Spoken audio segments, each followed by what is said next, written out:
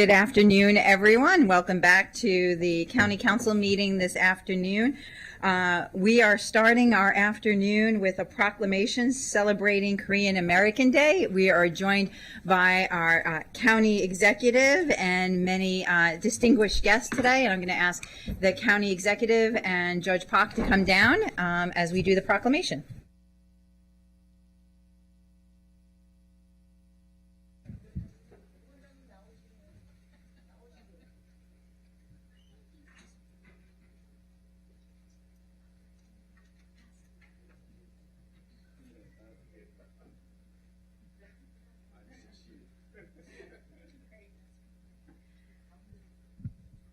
Come on in.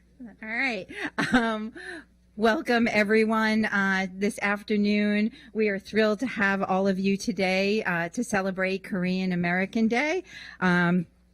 Today, actually, it was yesterday that marked the anniversary of the first day that Korean Americans arrived in the United States, and we are glad to commemorate today because of the great contributions Korean Americans make to our community in all facets of our community. And we just see, as we see you here today, and many times throughout the year, we see our Korean American community come together to support each other, to support other members of our community in many different ways. And so to be able to spend today and uplift the many contributions of the community and take time to say thank you for what you do for all of us, we very much appreciate it.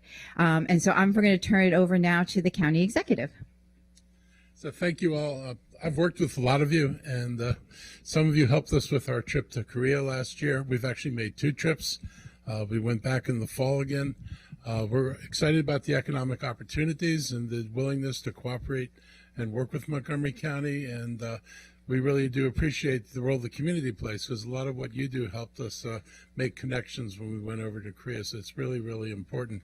I would also want to say that, you're part of an Asian community that's now 16% of Montgomery County's total population, 1 out of every 6 people. And if you go back 50 years, the total minority community in the county was 4.5% of the entire population. All minorities were 4.5%, 95% white. We've changed a lot. You're part of that change. You bring a lot of vitality and energy to this community. Your presence in every single field of work, education, science. If I go to FDA or NIH, we'll find Korean scientists working there alongside people from all over the world, frankly, who come here and take advantage of what we're able to provide.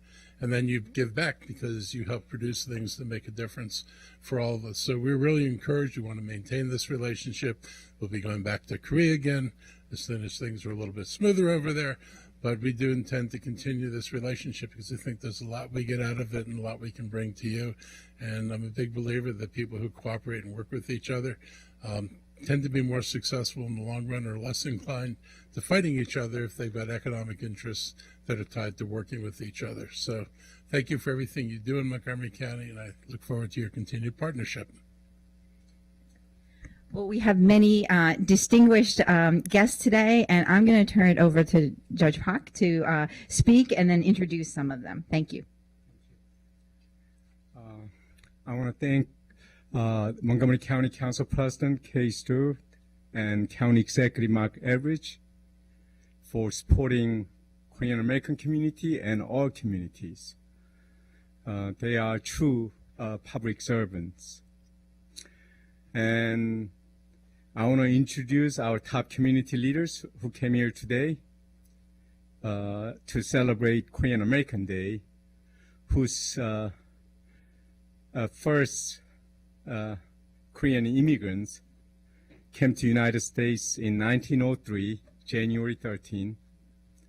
And I'd like to thank County Council and County Executive for recognizing all the contributions and achievements Korean Americans have made. First, we have our, from the Korean Embassy, Consul General Cho, and we have Korean Society of Maryland, Sua An, And we have organization of a Korean American woman, President Myung-hee Schreiden. And we have Bruce E., who is the Vice President of Akasa, Maryland. And we have Mr. Young-ah Kim, President of Montgomery County Korean American Association. We have Mr.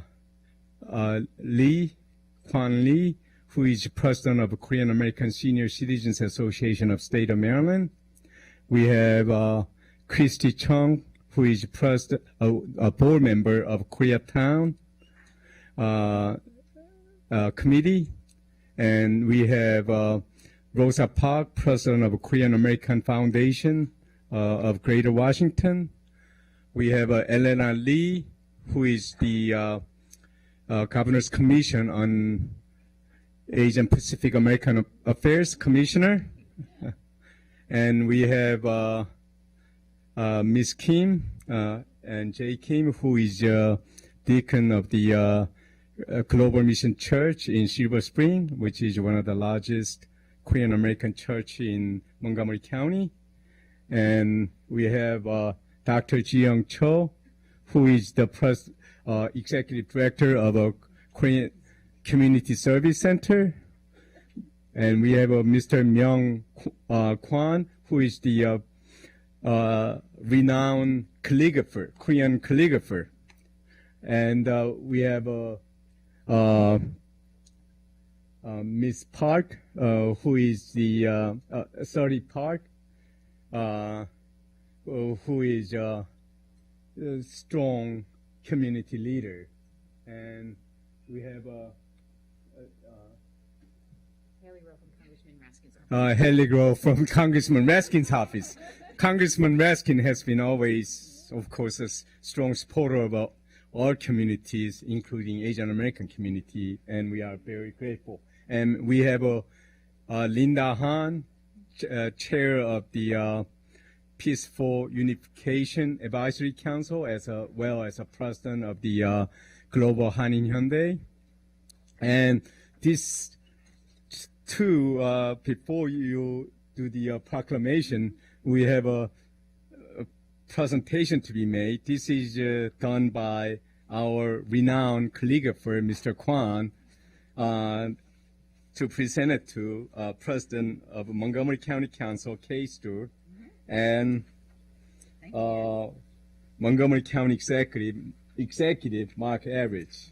And with that, I want to ask Council General to make a few statements. Go ahead. All right. Thank you, Madam President of the Council and Mr. County Executive and all honorable members of the Council. On behalf of the Korean Embassy and together with the leaders of the Korean American community, I would like to extend my sincere gratitude to you for the continuous support and efforts to make Korean American community more vibrant. With today's proclamation of Korean American Day, 21,000 of Korean Americans living in Montgomery County will certainly feel very proud to be American with a Korean origin. On January 13, 1903, 102 Korean Americans landed on the shore of Hawaii with a bare hand. Today, they have flourished into the 2.6 million people and have become an integral part of American society. The rich culture and tradition they brought contributed greatly to the cultural diversity of American society, and they play a significant role in the strengthening of a global comprehensive strategic alliance between the Republic of Korea and the United States. With this backdrop, I am very happy to witness the relationship between Montgomery County and Korea continues to deepen. Last year, as county executive already mentioned, last year were marked by an active exchange of delegations. First of all, Marc Elrich, the county executive, visited Korea, and there was another important visit from Daejeon Metropolitan City Mayor mayor's office, including city mayors himself.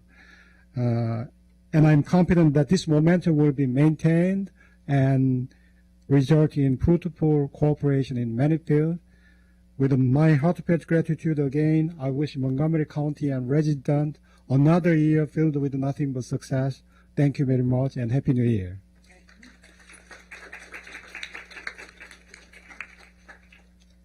Wonderful. Thank you so much for those words and for all the introductions, Judge Pak. The county executive will read the proclamation now. I'll start. The Montgomery County Council of Montgomery County, Maryland, Proclamation.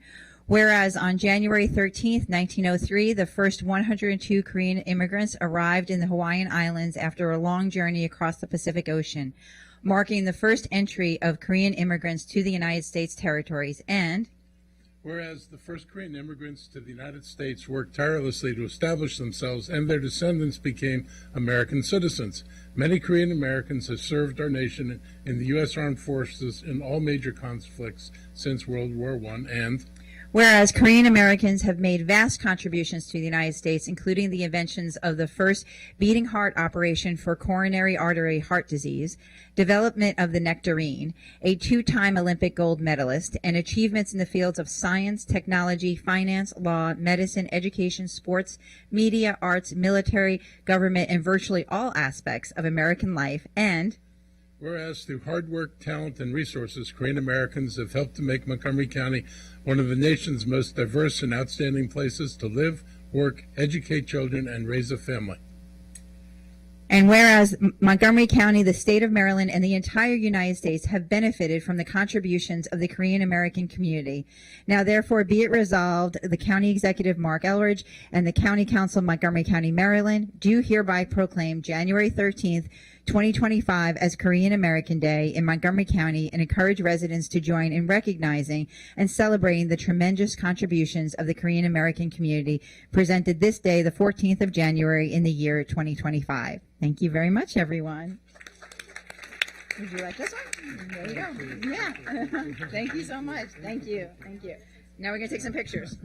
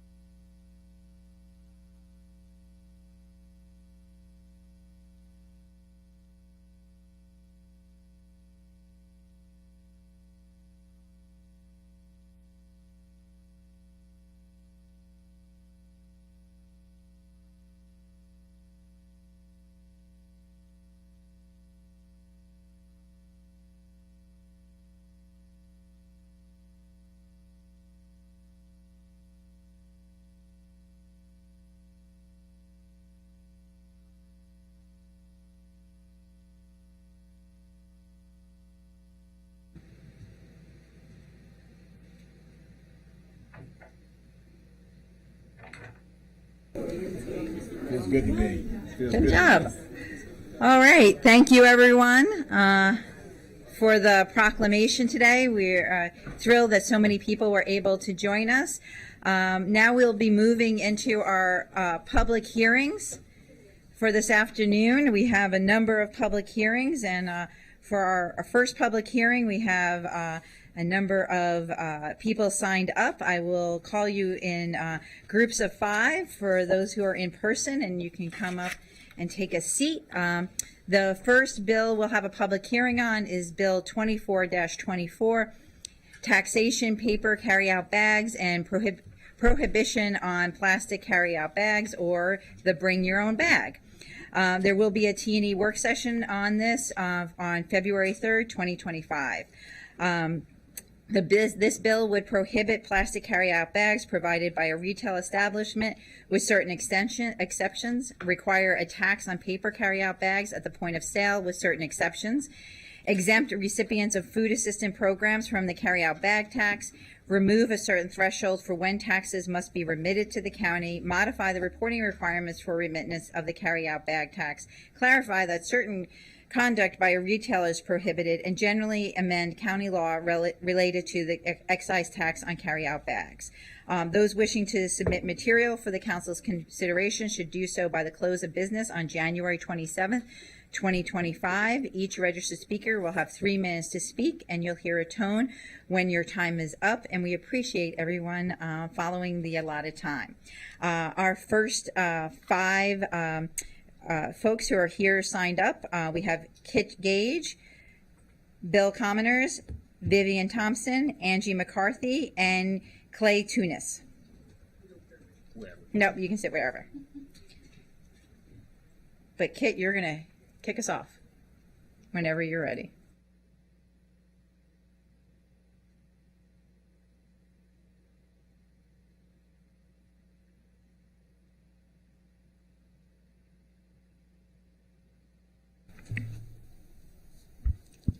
My name's Kit Gage. I've lived in Montgomery County for 40 years. I'm Advocacy Director of Friends of Sligo Creek, and I'm speaking on its behalf today. Friends of Sligo Creek is a nonprofit community organization dedicated to protecting, improving, and appreciating the ecological health of Sligo Creek Park and its surrounding watershed. We support the Bring Your Own Bag bill introduced by Chair Kate Stewart and co-sponsored by many others. I will leave some of the relative statistics of different kinds of bags to my colleague Vivian Thompson.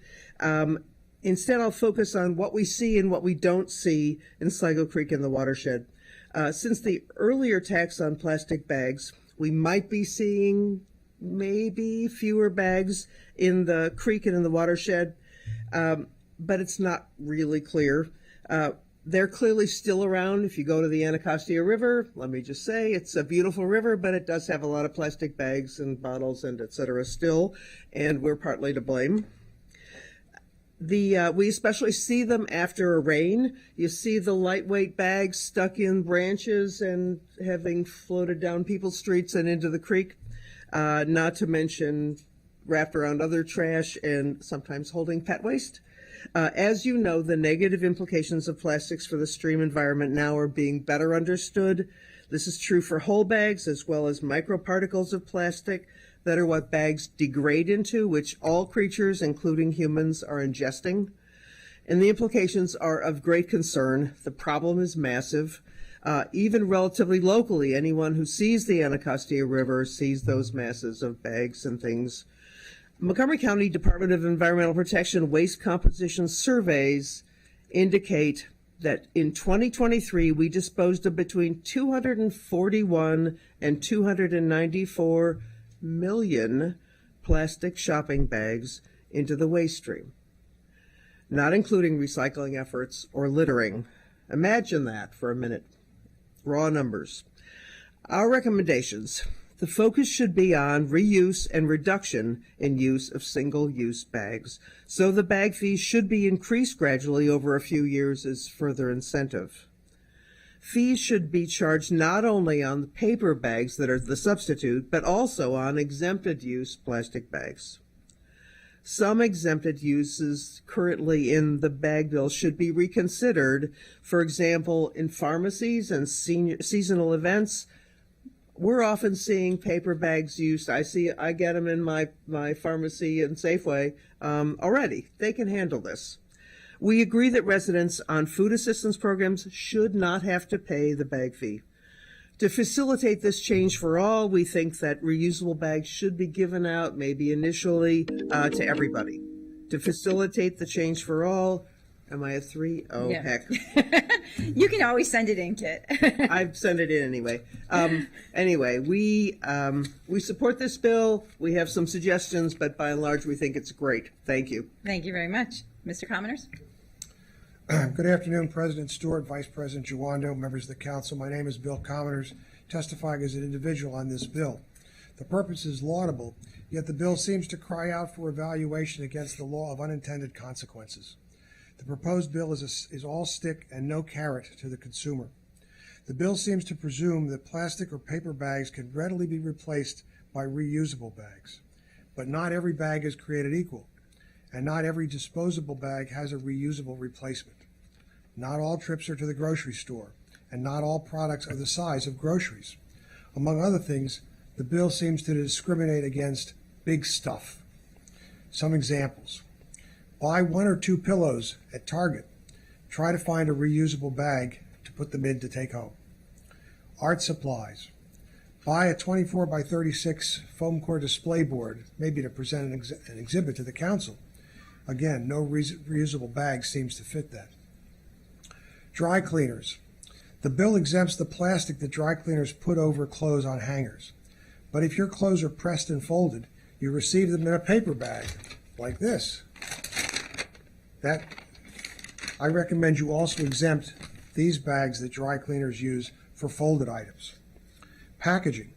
Sometimes bags are used as packaging, such as for small items from hardware stores. You exempt them if they're plastic, but not if paper, like this, although I understand there may be an amendment that will solve that problem.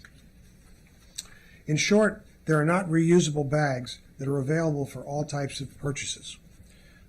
Some clarifications in the bill also are needed. For example, in section 5277, number 6, the bill exempts paper bags used by third-party delivery services to deliver food. But that same paper bag, if used by the restaurant itself to deliver its own product, is not exempt. Of course, elsewhere in the bill, that same bag would be exempt if the customer picked it up at the restaurant counter. Please clarify that the paper bag used for delivery should be equally exempt regardless of who actually carries it to the destination. Large items. Again, there should be new exemptions for bags that are simply over a certain size for which reusable ones are not available. How about using a carrot instead of a stick? Instead of the prohibition of the tax, implement a deposit and refund system for carry-out bags. This could have the additional beneficial effect of causing the people to pick up loose bags and turn them in for a deposit. If the goal is to compel the use of reusable bags, first evaluate whether it's possible in all cases.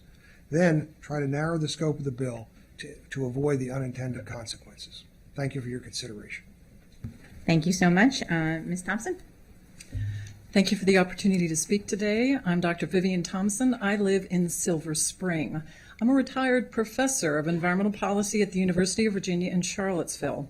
One of my areas of expertise is trash management. My first book was about trash transport in the U.S. I helped design EPA's air pollution regulations for solid waste landfills, and I was on a solid waste task force in Charlottesville. So I'm kind of an old hand at trash talk. Even so, I did a great deal of research to figure out where I stood on Bill 2424. I support banning plastic grocery bags and raising the tax to 10 cents on paper bags. I also support the exemption for SNAP recipients and the distribution of free reusable bags. Now, here's how I arrived at this place. Many jurisdictions around the world, including a long list of entire countries, have banned lightweight plastic bags because they wind up as litter. Intact plastic bags pose one of the greatest threats to ocean wildlife. They also break up into microplastics, which contaminate the Chesapeake Bay and wind up in our food chain. Studies concluding that plastic bags are better environmentally than paper bags tend to ignore downstream effects like litter and aquatic pollution. A recent careful study concluded that when marine pollution is considered, single-use plastic bags cause more harm than paper bags. Most importantly, such studies don't tell you what will happen with upstream pollution when bag usage changes in a particular area. But there is no free lunch in the environmental policy arena. The manufacture and transport of paper bags is not pollution-free. Therefore, raising the tax on paper bags is appropriate. because people tend to substitute other kinds of plastic bags when lightweight bags are banned, encouraging reduced consumption of all kinds of bags makes sense. Unfortunately, the county's bag tax does not seem to be discouraging plastic bag use. Using waste data supplied by the county, I estimate that residents of Montgomery County discarded between 241 and 294 million plastic bags, plastic shopping bags in 2023, or 228 to 278 bags per capita. My estimates don't include all bags consumed, just those that go into the trash. In 2022, the county collected taxes on 75 million bags. My figures imply that the county has failed to collect tens of millions of dollars in bag taxes. My last thought is this. If the bag tax reduces bag use, revenues intended for water quality protection will fall. In that event, you might eliminate the requirement for retailers to remit any of the bag fee to the county, require that they charge at least 10 cents for paper bags, and that they report on bags sold to see if the tax is working, and raise the water quality protection charge to make up for lost revenues. The water quality protection charge is progressive, an additional advantage of that system over the bag tax. Thank you. Thank you very much. Ms. McCarthy? Yeah. Good afternoon, President Stewart, Vice President Chawando, and the rest of the Honorable County Council. My name is Angie McCarthy, and thank you so much for providing the opportunity to testify in support of the Bring Your Own Bag bill. I'm the Maryland Conservation Advocate at Nature Forward. I'd like to clarify that I also submitted written testimony on behalf of the Stormwater Partners Network, an a coalition of 37 organizations in Montgomery County dedicated to protecting our waterways. We'd like to lend our support to this bill, but I would be remiss as the Nature Forward advocate if I did not suggest some modest language adjustments, which you will find in detail in my written testimony. Firstly, please remove loopholes in the definition of a plastic carryout bag, which would trickle to striking the exemptions on newspaper bags or pet waste bags, striking the plastic bag exemption at point of sale events like farmers markets and allowing them to be exempt on the paper bag tax, clarifying the garments versus dry cleaned clothing clause to allow for only professionally laundered use cases to be exempted, and clarifying language to not allow grocery stores to use produce bags as shopping bags, though this is more difficult than any other option, so hopefully common sense prevails here.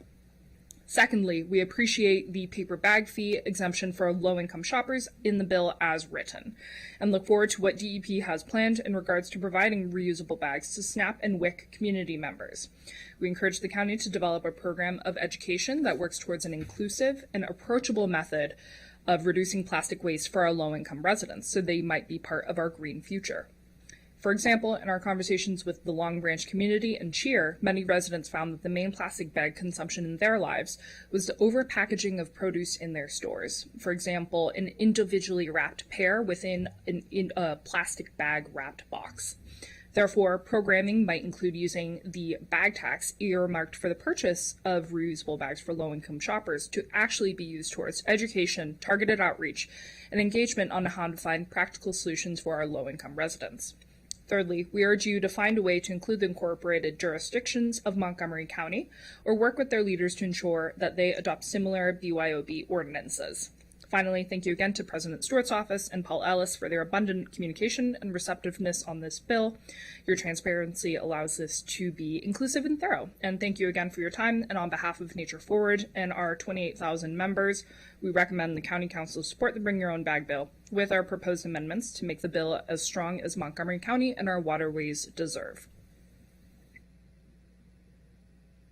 Thank you very much. I just want to make sure and see, I had called Clay Tunis. Is Clay Tunis with us? Oh, okay. You can come up with the next group. This group is done. I'll call up Clay Tunis, Diane Bild, Karen Metchis, Robin Ficker, Elizabeth Fiddler, and Marc Posner. That's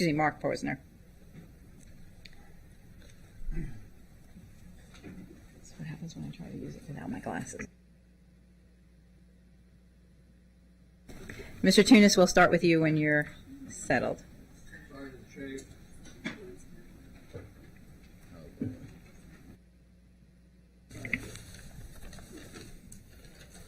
I'm ready.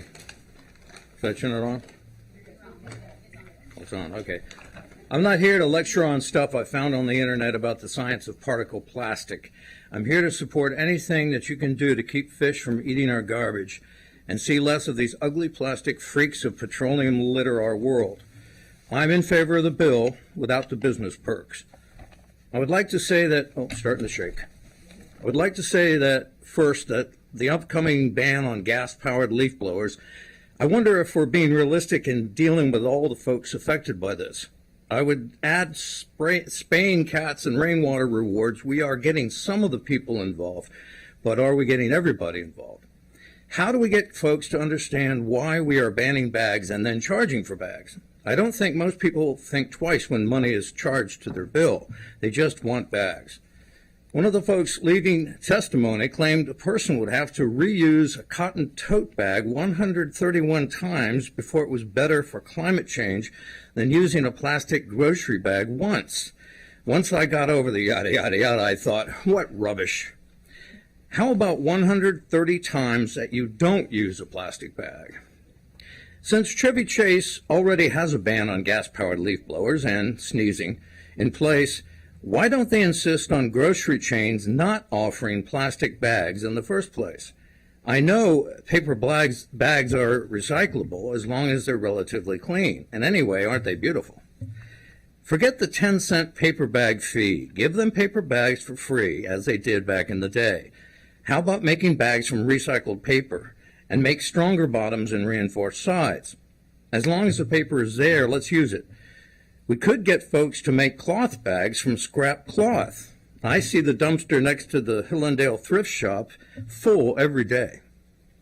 May I say, as a Meals on Wheels driver and a guy who mingles with the great unwashed, that it is not unreasonable to expect residents to carry a reusable bag every time they go shopping. Paper bags can go right to the landfill without causing any mischief. Well, the grocery stores already force us shoppers to be our own cashier, scan our own items, and mostly bag them. I'm talking everybody goes through this because of human cashier retrenching. How about paying us back with free paper bags? Just finally, I understand that Chevy Chase Section 5, Section 3, Town, View, and Chevy Chase Village are accepted from this bill. Please. Thank you. Thank you. Ms. Bild? I'm Diane Bild. I'm representing Beyond Plastics, Montgomery County, and I thank the Council for the opportunity to speak in support of the Bring Your Own Bag bill. I have 4 main points to make about single-use plastic bags. They are harmful to the environment, they're unnecessary, people adapt to their elimination, and there's no credible downside in banning them related to health. Some estimates are that each resident in the U.S. uses almost a bag per day on average. So for the 1 million residents of Montgomery County, that's contributing a significant amount of waste, mostly one-time use and then in the trash. Disposable plastic bags provided by retail establishments are among the top litter items found in county neighborhoods and waterways, according to the Inspector General in 2023. Misplaced plastic bags clog recycling machinery at our transfer station, forcing expensive shutdowns. Most plastic bags are not recycled. They end up in landfills and incinerators, and they do not break down completely. Instead, they break into microplastics and nanoplastic particles that penetrate every corner of the environment, contaminate air, water, soil, and food. Plastic has been found in many tissues and fluids of the human body. However, plastic bag bans are effective, and people adapt to alternatives quickly. Our neighbors in Prince George's County demonstrated a reduction in use of plastic bags from 88% of shoppers at 7 main grocery chains to less than 2% as of May of 2024, just 5 months after implementation of their Better Bag Bill. And 69% of shoppers at those stores are bringing reusable bags or not taking any bag. My final point addresses a recent potential concern about reusable bags causing foodborne illness. A study that suggested this based on a bag ban in San Francisco in 2007, received some recent publicity, but the findings were never published in a reputable medical journal. They've been discredited, and they've not been replicated despite many areas of the country adopting plastic bag bans, including 12 states and over 500 cities and towns. So again, plastic bags are harmful and unnecessary, and there's an effective and feasible solution, which is to ban single-use plastic bags. Thank you. Ms. Mechis? Hi, I'm speaking on behalf of the Climate Coalition, Montgomery County, a coalition of 20 organizations and hundreds of members. We support this bill. It's a good bill, and we are encouraged that you are undertaking this next step in reducing solid waste. While this bill is introduced is very good, there are several loopholes and weaknesses that have been gleaned from the experience of our neighboring counties. These loopholes are easily corrected to make this an excellent bill. My written testimony articulates the attachments that we strongly urge you to adopt.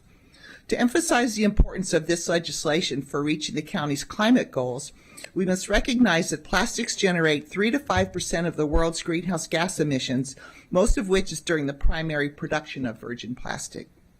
Putting aside the emissions embodied in transportation of plastics, another way in which plastic generates greenhouse gas emissions is through its end of stage, when it's either recycled, landfilled, incinerated, or tossed into the environment as litter. As plastic degrades, it emits methane and ethylene, both extremely powerful greenhouse gases, along with nanoplastics that can end up in our waterways and ultimately in our bloodstreams. Given that Montgomery County still incinerates trash, burning plastic releases carbon dioxide and other greenhouse gases.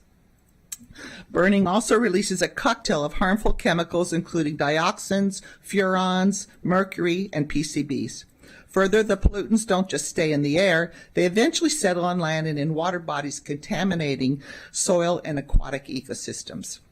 We commend OLO's assessment of the bill, noting it will have a positive impact on the county's climate goals, including the reduction of greenhouse gases and improvement of community resilience.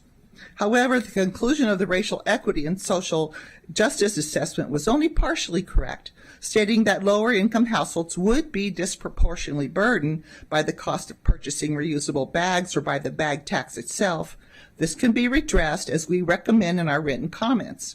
But this low-income community's health and well-being, and therefore their resilience, will be improved by reducing or eliminating pollutants in the air and microplastics in the water, which pose serious health risks. We thank you for moving forward on this very important bill.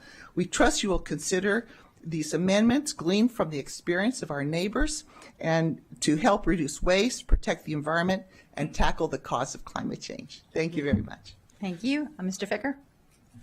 Thank you very much. I'm opposed to the... Mr. Ficker, can you turn your microphone? Sorry. Thank you very much. I'm opposed to this bill, which is the Costco bill. This bill sends people to Costco because at Costco, you don't get bags. You get boxes like this to bring all your groceries home. You don't have to pay for paper bags at Costco. You do at Giant and Safeway. So a lot of people, I believe, go to Costco because they don't have to pay for bags. I'm one of those. I want to congratulate Margaret Knight. Margaret Knight was the lady who invented a machine that cut, folded, and glued paper bags together so that they had a flat bottom. She is in the National Inventors Hall of Fame. She received an award from Queen Victoria in 1871. She invented a three-step process, folding process with the flat bottom. At the time, they didn't think a woman, this was in 1870 when she formed the Eastern Bag Company, they didn't think a woman was ingenious enough to invent a machine that could make a bag. So she had to go to court to free herself. And it took a 16-day trial. And finally, at the end of that time, they decided, yes, a woman is ingenious enough to come up with a machine that can make a plastic bag like make a paper bag like this. So be like a person who is in the National Inventors Hall of Fame, Margaret Knight. She was in favor of paper bags. You can go to Costco, you can get free boxes. Why go to the store at Giant and have to pay 10 cents? We're nickel and dimed enough. All our assessments are up. The tax base of Maryland is going down because we're letting our playoff football teams go to other states. Come on. We don't want to be nickel and dime. We're not an ATM anymore. Thank you. Thank you. Ms. Fidler? Dear Council President Stewart, and Council members, my name is Lizzie Fiedler, and I'm speaking on behalf of Zero Waste Montgomery County, which is a dedicated group of residents who have been advocating for zero waste programs and closing of the incinerator in Montgomery County. We support the Bring Your Own Bag bill, which will ban single-use plastic carryout bags and will encourage people to bring reusable bags. In passing this bill, Montgomery County will join numerous other Maryland jurisdictions that have passed similar legislation. We support the bill as the next step to address the plastic pollution in Montgomery County. On average, each person uses hundreds of single-use plastic bags each year, and only a small portion of them gets recycled. This creates a significant health risk due to plastic pollution in our environment. Plastic bags break into microplastics and nanoplastic particles that contaminate water, food, and soil. These plastic particles have even been found in human body. Young children are at particularly high risk of plastic-related health effects. Because of the sensitivity of early development to hazardous chemicals and children's unique patterns of exposure, plastic-associated exposures have linked to increased risks of prematurity, stillbirth, birth defects, and childhood cancer. The number of American states, cities, and counties with successful plastic bag bans is growing fast. According to an Oceana study in 2022, 78% of Maryland voters support local policies that reduce the use of single-use plastic bags. Studies demonstrate that plastic bag bans successfully reduce plastic bag pollution by at least 1/3. Once again, we strongly urge you to pass this bill. Reducing plastic bags in our environment is crucial to creating a safe, healthy, livable neighborhood and future to the residents in our county.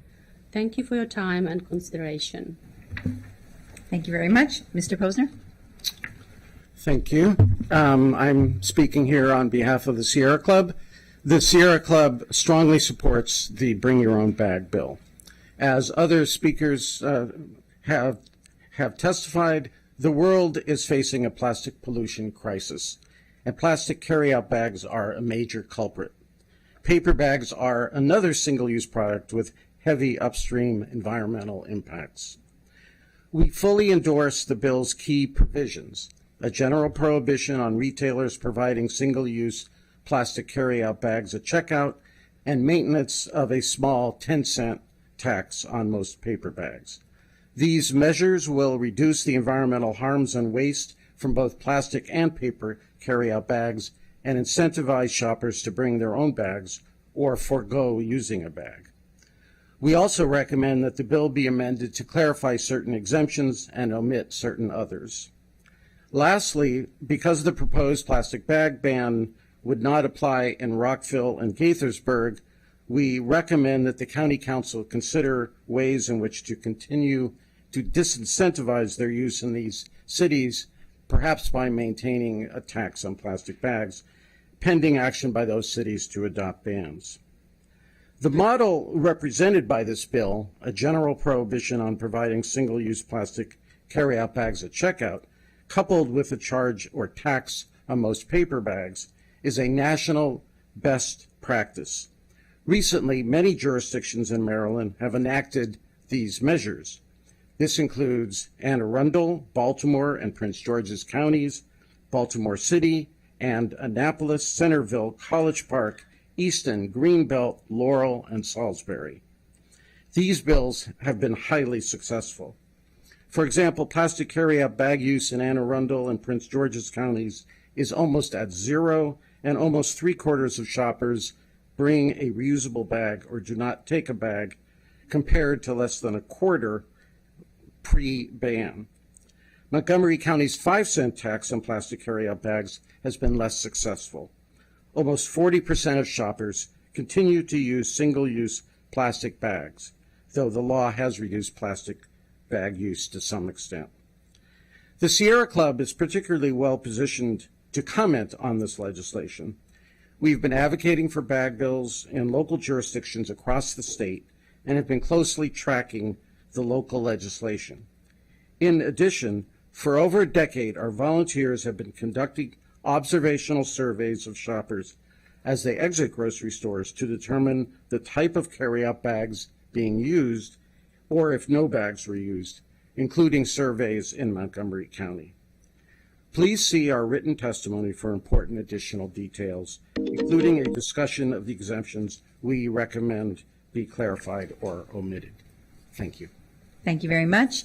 Our next panel for in-person testimony includes Alice Miller, Marion Eddy, Sarah Price, Christopher Williams, Jennifer Rishiki, and Esther Wells.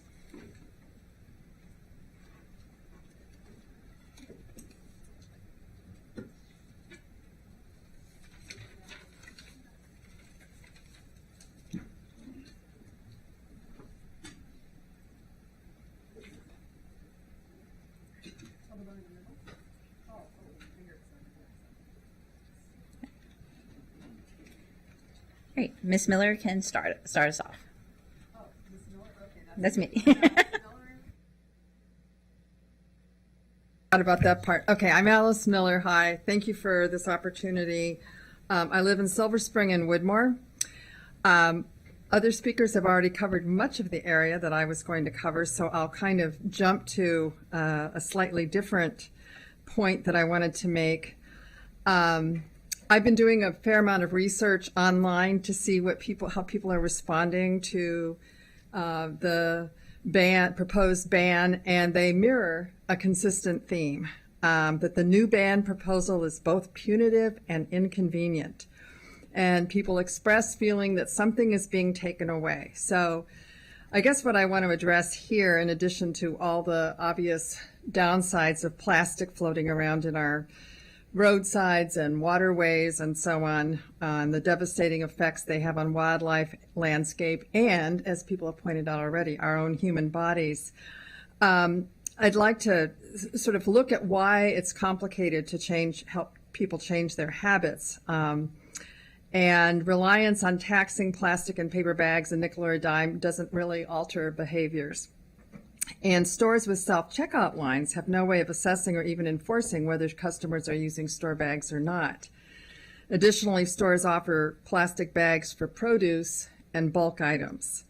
So I'm sure all of this has been discussed, and I apologize for covering old ground, but someone else used this metaphor. I'm going to use it. The old carrot and stick metaphor springs to mind. What about getting businesses to find ways of actually rewarding shoppers who bring their own bags? And these don't have to be big rewards. Practices that offer encouragement, and this has happened in other jurisdictions, that offer encouragement include offering free reusable bags made available to customers in the first week or two of the ban, loyalty programs for those who bring you reusable bags, like a free item after a certain number of visits, for example, occasional discounts attached to bringing your own bags, and even thank you signs in stores that remind customers why the switch is important. And here I'll put in a plug for the things that Mom's Organic Market does. They're a great model for this. Farmers markets around the county also dole out countless plastic bags, particularly for produce. And the next step might be to continue to educate residents on the availability of reusable and even washable non-plastic produce bags that one can easily add to the shopping bag for protecting produce.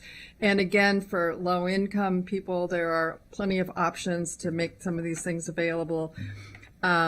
But Montgomery County is one of the wealthiest counties in the nation, so I think a lot of the population is not going to be dissuaded by having to pay a nickel or a dime, and so it's the kind of nickel and diming of the plastic and paper grocery bags that seems insufficient. But I think encouragement and education enforcement may produce a more desirable result. Social media. Thank you. Thank you. Next, I have Marion Eddy. Thank you. I'm testifying as an individual. I'm also a volunteer with Sierra Club and Friends of the Earth. There is an old saying, we should think globally and act locally. This bill is a good example of that. We have a moral responsibility to do whatever we can locally to reduce the tsunami of plastic, which is now a global crisis.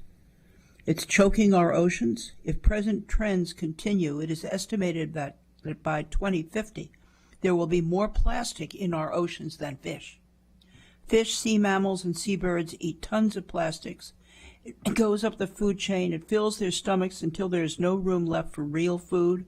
Scores of dead birds and even whales are found with bellies full of plastic. It's a disaster for human health. According to a UN report, at least 3,200 chemicals associated with plastic production are known to be hazardous, many of them endocrine disruptors. A study reported in the New England Journal of Medicine found that higher levels of microplastics and nanoplastics in the human body are linked to increased risk of heart disease, stroke, and death. It's a disaster for climate. Plastics are produced using fossil fuels and are responsible for emitting at least 232 million tons of greenhouse gas a year, equivalent to 116 coal plants or 50 million cars. As public pressure mounts to transition away from fossil fuels, plastics have become the petrochemical industry's plan B. They plan to increase plastic production by 40% in the next decade. I think it's no coincidence that we are now using plastics for so many things that are trivial and unnecessary. It's hard to buy anything these days that is not encased in plastic. To try to recycle all of this is to get sidetracked by a false solution. Estimates vary, but only 5 to 9% of plastics is ever recycled. Most ends up in landfills or is incinerated, as we do in Dickerson. As somebody else pointed out, this speeds up the transition to making microplastics, which make the problem worse. The only true solution is to curb plastic production at its source. As somebody from Oceana said, if you have an overflowing bathtub, the first thing you do is not to run for the mop. You turn off the tap. This bill addresses only one part of the problem, but it's a very important first step, both physically and I would say psychologically. So please take this first step and pass the bill. Thank you. Thank you. Ms. Price? Thank you. Good afternoon, honorable council members. My name is Sarah Price, and I'm here on behalf of the Maryland Retailers Alliance. We are a statewide organization that represents retailers of all shapes and sizes from all counties in the state. I do appreciate that the sponsor shared a preliminary draft of this proposal and that her staff was recently very responsive to some questions that I had about the language. But we do continue to seek some amendments regarding the tax exemption for certain customers. Our position on every carryout bag bill for the last 5 years has been that a ban and fee structure that allows retailers to retain some, if not all, of the fee is the most effective way to encourage customers to change their behavior while also addressing the cost imposed on businesses. And that consistent expectations should be set across the board for the entire community. Applying that structure consistently to all shoppers in all retail settings is an effective approach to achieve compliance because it ensures that both customers and employees know what to expect no matter where they shop or who is shopping. Our primary concern around that tax exemption for customers who are using food assistance programs centers around the difficulty in identifying those customers. Retail employees are prohibited from asking if you are shopping with food assistance, And businesses don't all use the same point of sale system. So that means that some computers may be prepared to identify those customers and apply the tax exemption, while others do not have that capability. So customers, our concern is that customers might have to self-identify every time they're making a transaction in order to ensure that that tax exemption is applied. Compliance with that exemption could then become very difficult for everyone involved if the computer is not capable of applying it automatically. And then doing the upgrade to the point of sale system or having to purchase an entire new computer system can be very costly for businesses. Additionally, customers need only bring their own bag or skip the bag in order to avoid that 10-cent charge. But the only way that businesses can skip that is by removing the single-use bag option for everyone. Right now, a paper bag in a grocery store that's very basic, no branding, no handles, those bags cost about 10 cents each for even the largest grocers in the state. So no one is trying to make money off of the cost for the bags. They just want to break even on this mandated transition. So with the difficulties involved in implementing the tax exemption, we would respectfully ask that you consider removing that language, as it has not been included in any other jurisdiction in Maryland that has passed any carryout bag law. Thank you. Thank you, Ms. Price. Mr. Williams. Good afternoon, council members.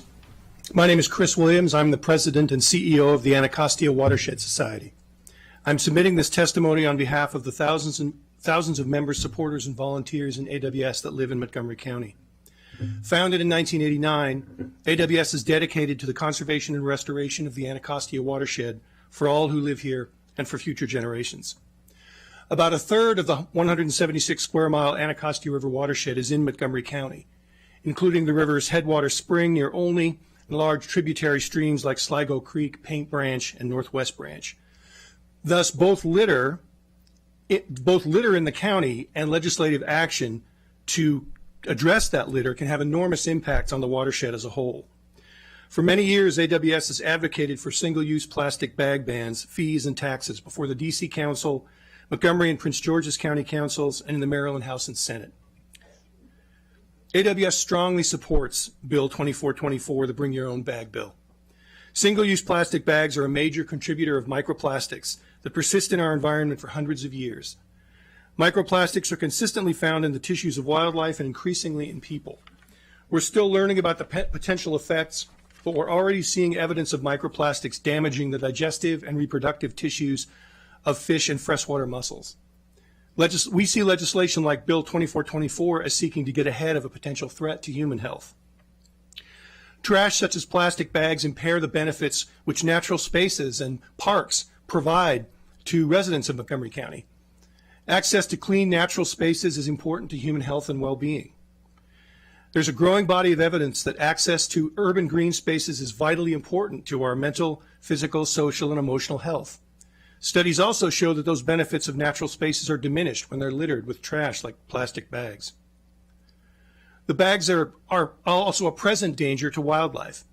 Animals accidentally ingest the bags. Wildlife gets tangled up in the litter, and bags damage habitats when they're caught in mud or in vegetation.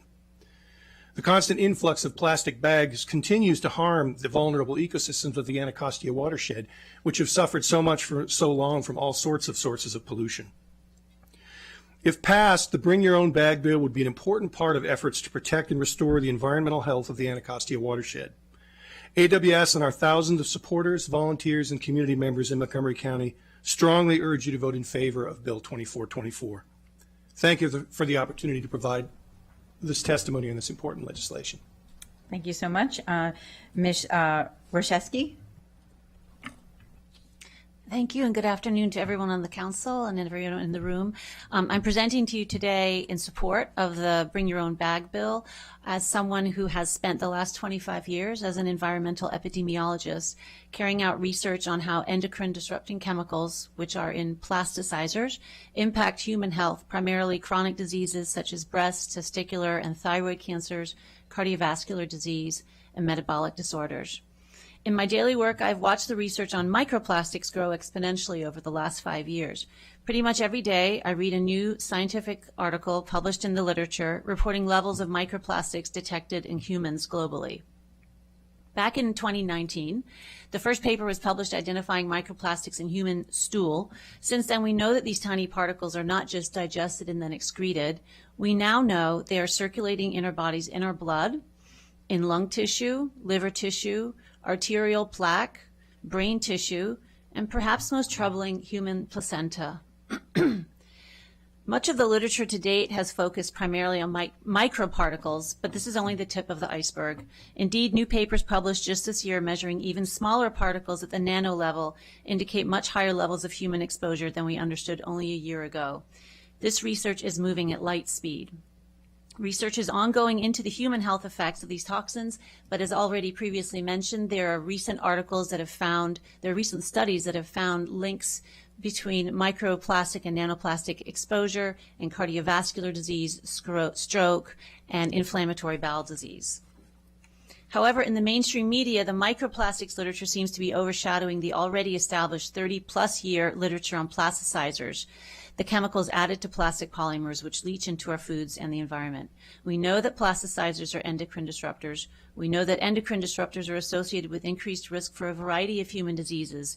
Some of the ones I've already mentioned: cancer, cardiovascular disease, obesity, reproductive health. So I want to remind everyone here today that there was already a rich body of literature implicating the harmful effects of exposure to toxins released by plastics. If you are concerned about public health, I argue this bill will have a positive impact because it will prevent more plastic bags from entering the waste stream. And in the world of plastic waste, prevention is the key concept, because no matter what excellent sorting systems we may have in place in Montgomery County, recycling is not the answer for plastics, even though it may be for paper, aluminum, and glass. And this is because of the molecular structure of plastics and recent research emerging showing how recycled plastics may actually be more harmful to human health than virgin plastics. While I support this bill, I would like to see some of the loopholes closed, namely those mentioned in the excellent testimony from Climate Coalition Montgomery County and others today, such as bags at farmers markets and produce bags. And finally, I lead a citizen action group of approximately 70 members and only called Green Only, and this bill aligns very well with one of our missions to reduce single-use plastic consumption in the community. Thank you very much. Thank you very much. Ms. Wells. Good afternoon, Council President Stewart, council members, staff, and community members. My name is Esther Wells, and I am an engaged and concerned resident. Thank you for the opportunity to submit testimony on Bill 2424, Taxation, Bring Your Own Bag Tax. I testify in strong opposition to the bill. The county currently imposes a 5-cent tax on plastic bags. That would be repealed under the proposed legislation. A June 2023 report from the Office of Inspector General revealed that the county allegedly lost up to a potential $8.2 million from not properly enforcing the plastic carryout bag tax that was enacted in 2012. The OIG report found that some retailers that are collecting the tax are not remitting the collected tax revenue to the county and have gotten away with not properly collecting and remitting the tax because the county does not have strong processes in place to collect and monitor data on retailers required to comply with the tax. Has the county remediated the OIG report findings to minimize the likelihood that the same poor outcomes will not persist under Bill 2424?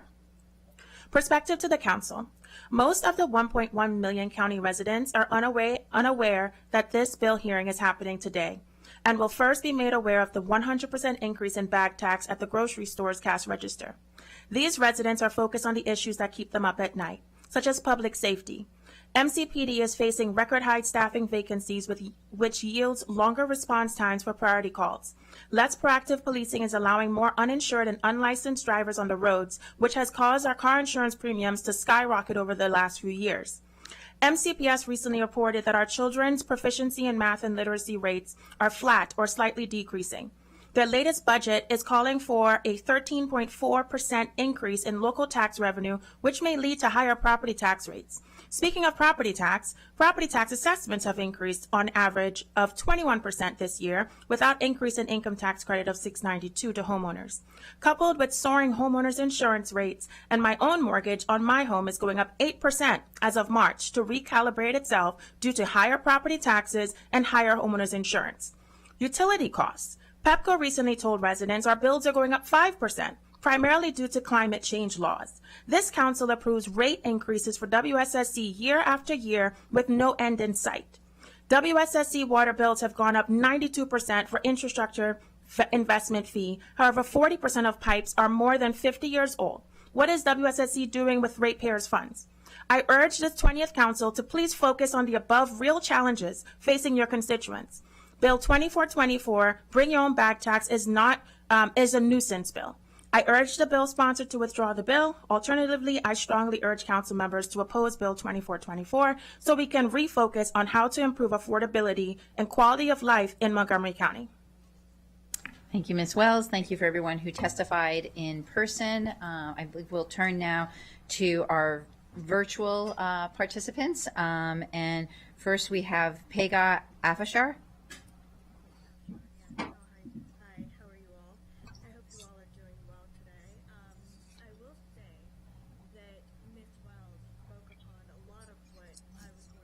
So I'll keep this shorter. First off, what I saw a lot of today were mostly lobbyists, people who were from different organizations, environmental organizations, but I didn't hear from residents for the most part. And the reality of it is a lot of people don't even know that this bill is up. A lot of people don't know that this is actually happening today to speak up for or against the actual residents, not the organizations, because it's going to impact the residents more than the organizations. And yes, while I would love for us to become more green, the reality of it is we just can't do it right now. Right now, we have other pressing matters, such as the car theft, such as the catalytic converters. Every day on social media, I am reading about another resident who is struggling with something else, like their water bills or like their property taxes. We have other things to worry about. And furthermore, I believe I heard one of the individuals from the organization say that there was a study done in 2008, it was never replicated, and that it was never founded for reusable bags to be unhygienic. That is actually incorrect. In 2011, there was a study done by both the University of Arizona and the Loma Linda University in California, and it was published in the International Association for Food Protection. And what they found was that reusable bags are quick to absorb messes and potential for bacterial growth. They discovered the presence of coliform bacteria in 51% of the reusable bags. And out of those, they found 8% of them had E. coli. So we are actually looking at higher bacteria and infections and problems that affects public health. Now, another thing that I want to draw your attention to, I know my time is short and I'll submit my written statement after this. I wanted to take this opportunity to thank Vice President Jawando and Councilmember Mink for their stance on the rezoning the single family homes. You know, I will say, Vice Council Member Jawando, I voted for you, and there were a lot of times I didn't see eye to eye with you. However, on this matter, I do agree with you on reevaluating it. It is not what we need. It's going to turn into a disaster, and I think that plan could be better approached. As for the solutions, we could raise taxes. We could, 5 cents is negligible, but 25 cents will be enough to make people rethink and probably bring their bags back. So there are other solutions that could be looked at rather than bring your own bag. Thank you. And I will submit my written. Thank you very much. Next, we have Stu Simon. Hi, good afternoon, and thank you to council members for introducing this bill and giving the public the opportunity to testify. I, like many of the speakers we've heard from all these various organizations, are residents of Montgomery County, long-term residents. I know many of them. So I'm here representing the Montgomery County Faith Alliance for Climate Solutions, MC-FACS. We're comprised of representatives from more than 50 congregations of faith communities of every kind across Montgomery County. So yes, we are residents. MC-FACS is very supportive of Bill 24-24, but wish it had fewer exemptions. As the idea of why the county shouldn't focus on this because of bigger issues. The county is fully capable of doing more than one, and this would be a simple solution to a significant problem. Given that MC Facts is concerned with trying to fight climate chaos, you may wonder why we are testifying. 99% of all plastic bags are made from fossil fuels, the source of most greenhouse gas emissions. It's the primary cause of climate chaos. And plastics are not an insignificant source of these dangerous emissions. The 2021 analysis by Beyond Plastics found that the U.S. plastics industry will be a bigger contributor to climate change than coal-fired plants in this nation by 2030. For many of us, nature is a place we rely on to relax and where we connect most strongly with our spirituality. I often walk on the trails around my area. Invariably, when I walk in and around the Capitol Crescent Trail, I see plastic bags stuck in trees, clogging drains, and lying on the ground waiting for someone to slip on them. This does not help people find relaxation or a spiritual reset. I also see tattered remnants of plastic bags snarled on branches in Willits Branch Creek. As prior speakers have mentioned, those microplastic remnants are in our drinking water and likely contribute to degrading our immune system and increase infertility, among the many other things that I've previously mentioned. So yes, we support a strong bring your own bag bill, but based on my own personal experience, I don't understand why there needs to be exceptions. In the past 5 years, I haven't needed a single-use bag, whether receiving prescription drugs, going to a farmer's market, or buying produce. As for the exemption for poor people around the world go shopping with reusable bags. I don't understand why it should be any different in Montgomery County. When I'm in a lower-income neighborhood in this region, the problem of plastic bag litter seems much worse than the wealthier regions. So the potential benefits from plastic bag ban would actually be greater in such areas.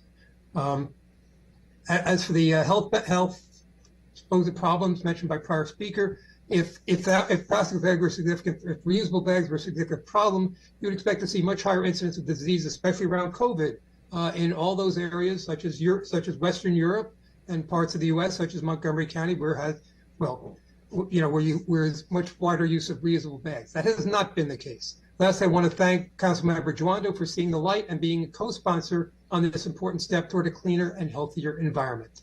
Thank you. Thank you. Next, we have Claudia Davis. Hello. Thank you for the opportunity to testify in support of Bill 2424, the Bring Your Own Bag Act. My name is Claudia Davis, and I'm the field representative for Oceana in Maryland. Oceana is the largest international advocacy organization dedicated solely to ocean conservation, and with our 15,000 plus supporters across Maryland, including here in Montgomery County, we're working to advance science-based policies at all levels that will protect and restore the ocean. Plastic pollution is a growing threat to the ocean, as well as our economy, food, health, and climate. Each year, an estimated 33 billion pounds of plastic enters the marine environment, which is roughly equivalent to 2 garbage trucks full of plastic being dumped into the oceans every minute. With over 3,600 plant and animal species, the Chesapeake Bay is the largest estuary in the country and an important part of the state's identity and economy, as we all know, but it's become harmed by our dependence on single-use plastics. Mr. Trash Wheel and his family in Baltimore Harbor have collected over 930,000 plastic bags since 2014, leaving us to wonder how many plastic bags in other cities and counties have made their way into our waterways. Once plastic enters the environment, it breaks up into microplastics, making it increasingly difficult to clean up. According to a 2014 study, microplastics were found in 59 out of 60 water samples from the Chesapeake Bay and its tributaries. Microplastics have also been found in honey, salt, fresh produce, seafood, and even human blood. Once in the environment, a piece of plastic can look like food to most marine animals. In a report published in 2020, Oceana found evidence of nearly 1,800 marine mammals and sea turtles from 40 different species swallowing or becoming entangled in plastic in U.S. waters between 2009 and early 2020. A staggering 88% were from species listed as endangered or threatened. According to this report, plastic bags are one of the most common identifiable forms of plastic impacting wildlife. Healthy ocean resources are both key for the environment and define the way of life for communities across Maryland. A healthy Chesapeake Bay and Atlantic Ocean support over 100,000 jobs and $7 billion in GDP in industries such as tourism, recreation, and fishing for our iconic blue crab, flounder, and more. And of course, plastic pollution threatens all of those resources. Sadly, global production of plastic is now projected to triple by mid-century. As plastic production increases, so will the amount of plastic that enters the environment, meaning recycling alone is not enough. Only 9% of all the plastic waste ever produced has been recycled. The rest is incinerated, landfilled, or lost in the environment. Therefore, policies governing the production of single-use plastics are the most effective way to stem the flow of it into our rivers, bays, and oceans. Oceana conducted polling from 2022 and found that over 9 in 10 Maryland voters are concerned about single-use plastic, and 88% support local policies that reduce these problematic products. Local communities across Maryland are thankfully taking action by passing policies that phase out plastic bags. And as the most populous county in the state, Montgomery County can make a significant impact on Maryland's plastic pollution by passing Bill 2424, especially if the council heeds the advice of many advocates here today and strengthens the bill by addressing several of the exceptions in the current version. We strongly support Bill 2424 because it will reduce the amount of plastic pollution that impacts Chesapeake Bay, ocean resources along the Atlantic coast, and addresses the waste concerns of communities across the state. Thank you for your time. Thank you. And next we have Brian Ditzler.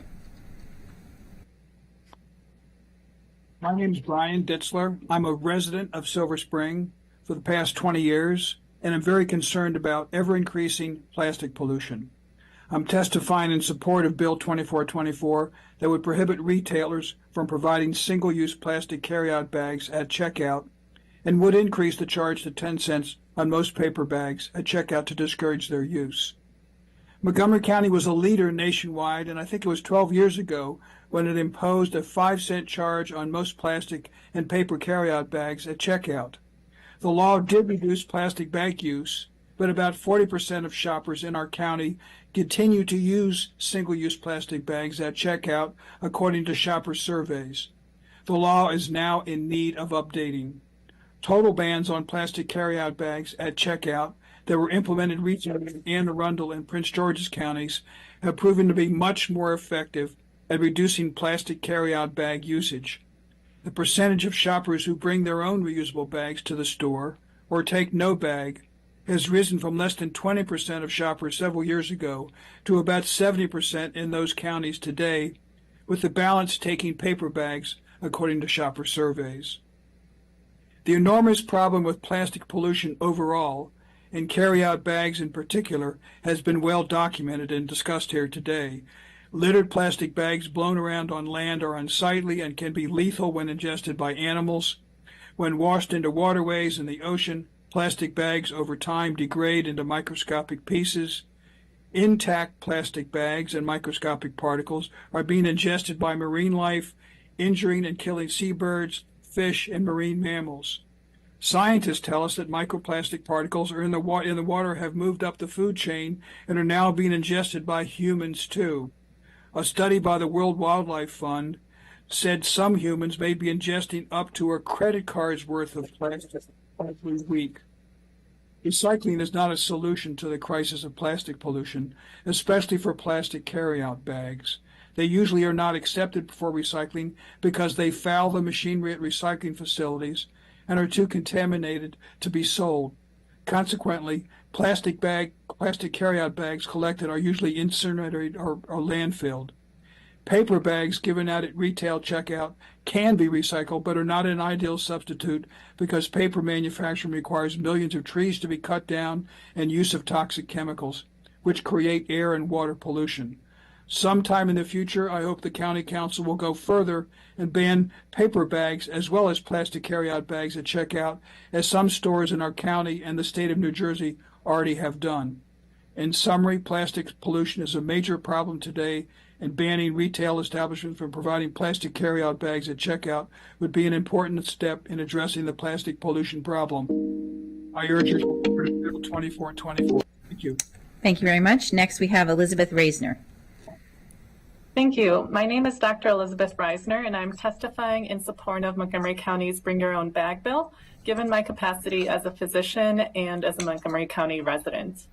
It is estimated that humans use 160,000 plastic bags per second around the world, and Americans use 365 disposable bags a year.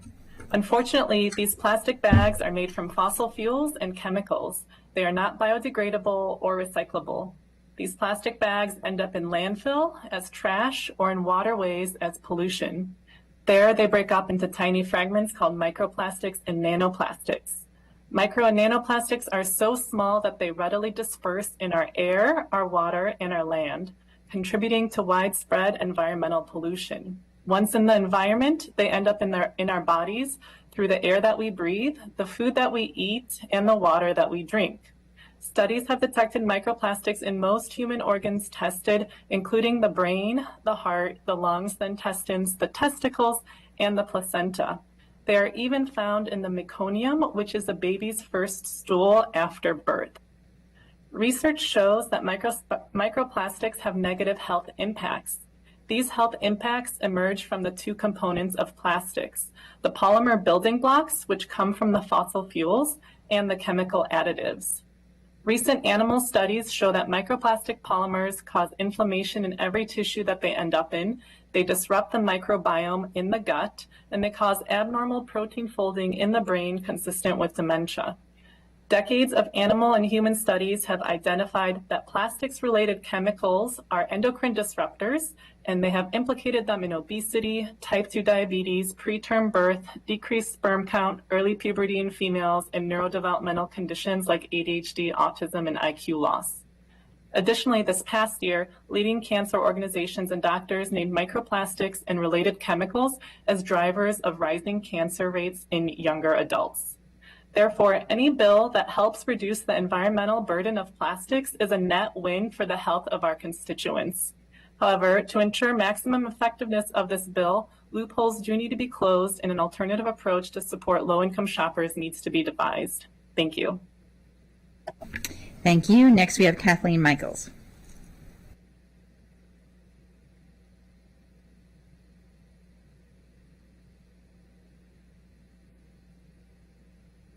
Hello, and thank you, Council President Stewart, for this important bill, and thank you, honorable council members, for inviting us here to speak today. I am Dr. Kathleen Michaels, a 40-year Montgomery County resident and a founding board member of One Montgomery Green, or OMG as we call it for short. OMG and its members lend our support to Bill 2424, the Bring Your Own Bag Bill, with some modest language adjustments to ensure its success. One Montgomery Green is a 501c3 grassroots organization founded 15 years ago whose mission is to develop and promote models for all facets of a sustainable, healthy, and just community. We do this by engaging stakeholders, fostering partnerships with local businesses, and carrying out educational projects. Plastic bags are always a large part of the plastic trash found in One Montgomery Green sponsored cleanups, along with plastic bottles, which should also be addressed in separate legislation. In 2018, One Montgomery Green launched the Clean Headwaters program to study pollution in Montgomery County's waterways. To date, this initiative has engaged more than 500 students from the 2nd to 12th grades across the county in hands-on field and lab work, covering more than 20 local waterways such as Sligo Creek and Northwest Branch. They collect and analyze water samples with support from scientists at American University and Montgomery College. Alarmingly, macro and microplastics have been detected in every single sample analyzed, underscoring the pervasive nature of plastic pollution in Montgomery County's waterways and the urgent need for stronger measures to combat this crisis. We want to be able to tell the students that their government is actively searching for and implementing solutions to turn off the tap on plastic pollution. After all, they will be left with the cleanup of pollution previous generations have caused. Let's give them a fighting chance. The Bring Your Own Bag bill will not eliminate problems created by polluting plastics, which also include plastic bottles and artificial turf fields, for example, but it addresses bags as one very important source. I don't have time to go through our suggestions for edits in the bill, especially as related to some of the exemptions, but we have submitted written testimony with suggestions to make the bill stronger, and these are similar to edits recommended by the Stormwater Partners of Montgomery County and others. Thank you for your attention. Thank you very much. Next, we have Gabrielle Sanchez. Yep, for this one. Hi, my name is Gabrielle. I'm with Clean Water Action, and we support Bill 24-24 as it includes the exemption for SNAP and WIC participants. Equity is vital, and this bill sets an important precedent for other counties in Maryland that have implemented or are working toward plastic bag ban legislation. Policies that do not provide exemptions for our most vulnerable populations impose significantly heavier burdens on low-income customers compared to other shoppers, resulting in inequitable outcomes. From experience in other cities and counties in Maryland that have enacted similar policies, we know that a lack of exemptions has real and negative impacts on SNAP and WIC customers.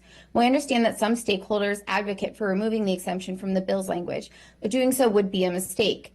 As of 2022, Montgomery County has an average of 75,104 SNAP participants monthly and 46,186 annual WIC participants.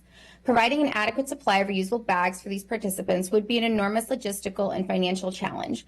Assuming each reusable bag costs roughly 99 cents, with each participant receiving at minimum 3 bags, the total cost would amount to about $372,000, and that figure does not include or account for the replacement of bags that wear out over time. Access to reusable bags is also a concern. Where would they be distributed, and how would eligibility be determined? Many SNAP and WIC participants lack reliable transportation, making it difficult, if not impossible, for them to obtain free reusable bags. The current exemption in the bill acknowledges that regressive taxes disproportionately impact low-income communities and exacerbate income inequality. Furthermore, even if the county successfully distributed enough reusable bags, the reality is that some people forget. This is a common occurrence, and while higher income customers can afford the 10-cent bag fee, many SNAP and WIC customers cannot. Would it be expected that these individuals carry their groceries in hand, especially if they rely on public transportation or walk to the store? As someone who once relied on WIC and my mother uses SNAP benefits, I can personally attest to that being forced to carry groceries without bags due to financial constraints would really be humiliating and demeaning. This exemption ensures that the 10-cent paper bag fee is not an undue punishment for some while merely serving as an incentive for others. By maintaining this exemption, Montgomery County is taking a leadership role in balancing environmental sustainability with social equity. This provision is necessary to protect the environment while incorporating the perspectives of food access and environmental justice. I would also like to address the concern that SNAP and WIC participants would have to self-identify to the cashier. For any grocer that accepts EBT, when the final bill is tallied, the computer automatically displays which items are and are not covered by benefits. Therefore, the cashier would not need to ask the customer if they're using SNAP or WIC benefits. Again, I know this from firsthand knowledge. We fully support the current language in the Bring Your Own Bag bill that protects our most vulnerable residents, and Montgomery County is setting an important precedent for environmental equity. Thank you for hearing my testimony today. Okay. Thank you so much. This public hearing is now closed. Thank you for sharing your feedback on this item. We'll now move on to our next public hearing. It's item number 4, and that's a public hearing on expedited bill 26-24, Police U Visa Law Enforcement Certification Policy, the Uplifting Victims and Immigrant Safety Act. This bill would require any policy directive regarding U visa certification by a law enforcement officer to be consistent and no more restrictive than allowed under federal immigration law, and generally amend the county law regarding policy directives or guidance related to the federal immigration law. A Public Safety Committee work session is scheduled for January 27th, 2025. Those wishing to submit materials for the council's consideration should do so by the close of business on January 20th, 2025. Each registered speaker has 3 minutes to speak. You'll hear a tone when your time is up, and we appreciate everyone abiding by their allotted time. I'll call up the 5 speakers who are here in person. First, we have Assistant Chief Nicholas Augustine, Deborah Miller, Edith Ciamero Montalavan, Alice Barrett, and we have Amos Fawn.